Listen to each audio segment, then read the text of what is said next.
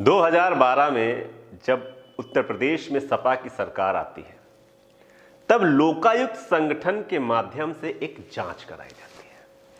जांच में पाया जाता है कि उत्तर प्रदेश की पूर्व सरकार में 1400 करोड़ का घोटाला हुआ है। छोटा मोटा घोटाला नहीं, 1400 करोड़ का घोटाला। अब यही घोटाला उस पीरियड की मुख्यमंत्री मायावती के लिए सरदर्द साबित हो रहा है। क्या कुछ मामला है, सभी चीजें हम आपको बताते हैं और मायावती के लिए सरदर्द क्यों है, इसका भी हम आपको खुलासा करते हैं।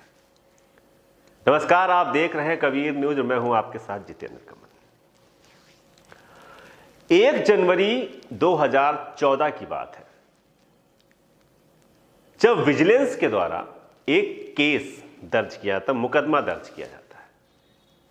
बाबू सिंह कुशवाहा जो पूर्व मंत्री रहे उनके खिलाफ, नसीमुद्दीन सिद्दीकी उनके खिलाफ, सीपी सिंह जो निर्माण निगम के एमडी थे उनके खिलाफ और निर्माण निगम के कई और अधिकारियों के खिलाफ मुकदमा दर्ज होता है।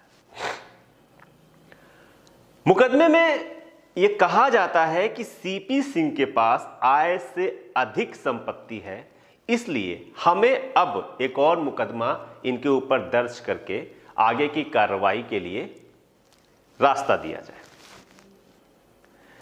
2014 से लेके अभी तक ये मामला पूरी तरह से लंबित था, लेकिन अचानक ऐसा होता है कि सीपी सिंह पर मुकदमा दर्ज कर लेती है विजिलेंस, और मंगलवार को दर्ज करती है और उनके ठिकानों पर, मतलब उनके घर कहां कहां पर, हजरतगंज लखनऊ में, गोमती नगर में और महानगर में उनके घरों पर छापेमारी होती है। हालांकि इस समय सीपी सिंह अस्वस्थ चल रहे हैं तो घर पर, गोमती नगर वाले उनके घर पे मिलते हैं। छापे में पाया जाता है कि सीपी सिंह कई बड़ी कंपनियों के डायरेक्टर हैं। कई प्रतिष्ठान उनके देहरादून में है, मुंबई में है, गुरुग्राम में है और दिल्ली में भी पाए जाते हैं, जो वहां पर दस्तावेज मिले उनके आधार पर बता रहे हैं। जगुआर जैसी गाड़ियां उनके यहां मिलती हैं और कई बेशकीमती चीजें मिलती हैं।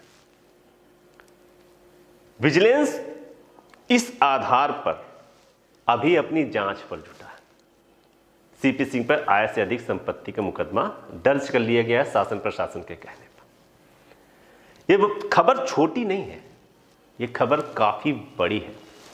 अचानक ऐसा क्या हुआ कि सीपी सिंह के खिलाफ चीजें शुरू हो गई, आय से अधिक संपत्ति का मामला शुरू हो गया। यह जांच जुड़ी हुई है 2007 से 2012 में, जब मायावती ने लखनऊ और नोएडा में महापुरुषों के स्मारक स्थल और पार्क बनवाए। यह मामला वहां से जुड़ा हुआ है। जब सपा की सरकार आती है तो 2012 में इसके खिलाफ जांच शुरू करती है, उसमें ये 1400 करोड़ रुपए निकले। कहीं ना कहीं राजनीतिक जानकार ये कह रहे हैं कि सीपी सिंह के माध्यम से भाजपा सरकार मायावती को टारगेट कर रही है। मायावती ने जब से इंडिया गठबंधन के लिए अपना नर्म रुख अपनाया है, तब से भाजपा को लगने लगा है कि अगर मायावती इंडिया गठबंधन में शामिल होती हैं तो उसके जीत की राह में बहुत बड़ा रोड़ा बनेगा। तो आपने अक्सर देखा होगा कि चुनाव से पहले, राज्यों में चुनाव से पहले किस तरीके से संस्थाओं का उपयोग करके नेता और विपक्ष, खासकर विपक्ष के नेताओं को निशाना बनाया जाता है। तो लोगों का यह कहना है कि ये छापेमारी सीपी सिंह पे तो की गई है, लेकिन कहीं ना कहीं मायावती पर लगाम लगाने के लिए छापेमारी की जा रही है।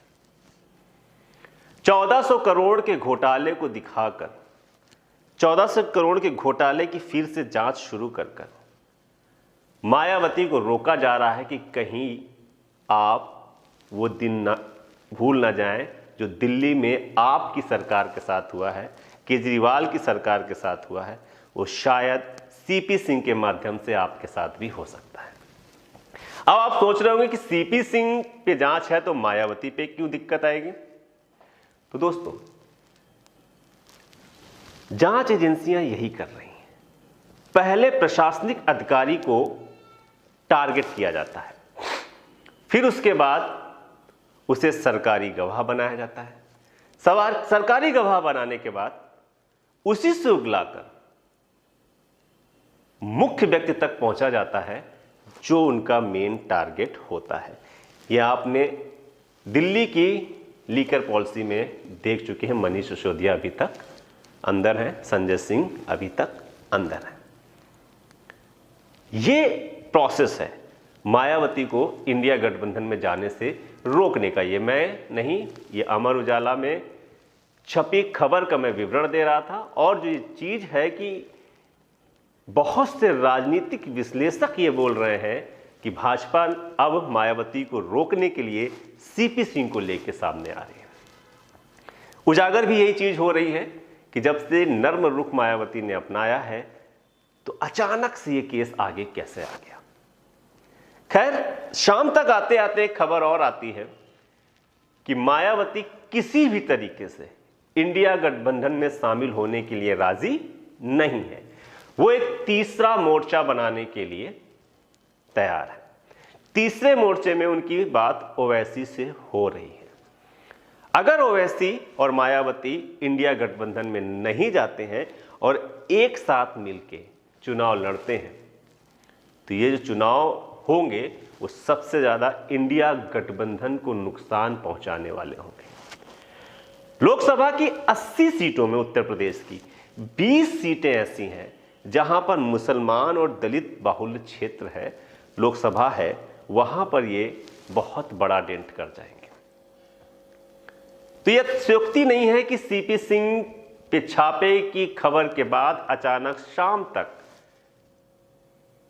एक और खबर आती है कि मायावती तीसरा मोर्चा बनाएंगी। वो किसी भी तरीके से इंडिया गठबंधन में जाने के लिए राजी नहीं है। खैर,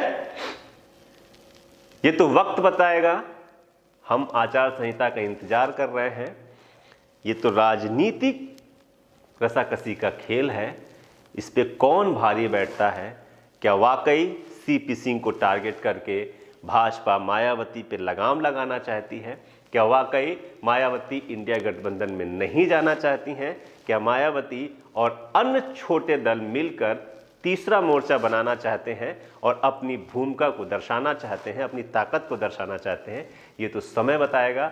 लेकिन कहीं ना कहीं भाजपा ने मायावती पे सीपी सिंह का ये फिर से केस बाहर निकालकर 1400 करोड़ का जिन्न निकालकर एक कदम मायावती से आगे निकल गई है, उनकी सोच से आगे निकल गई है। और कहीं ना कहीं ये मैसेज दे रहे हैं कि अगर इंडिया गठबंधन की तरफ आप जाते हैं तो हो सकता है कि कुछ भी हो जाए। तो ऐसी और खबरों के लिए बने रहें कबीर न्यूज के साथ। नमस्कार।